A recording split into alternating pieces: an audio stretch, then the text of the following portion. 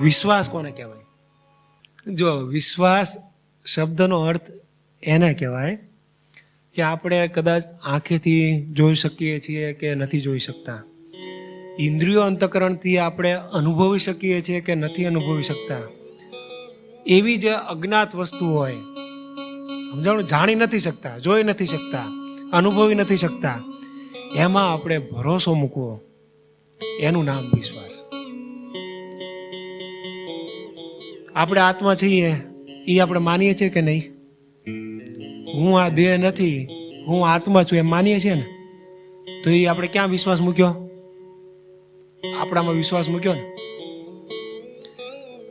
હું ભગવાનનો છું, સ્વામિનારાયણ ભગવાન છે એમ આપણે માનીએ છીએ કે નહીં?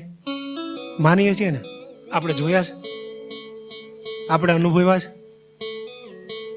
હા, આંખથી દર્શન થયા છે, એ ખોટું નથી, પણ આપણને એમનો સાક્ષાત્કાર તો છે નહીં.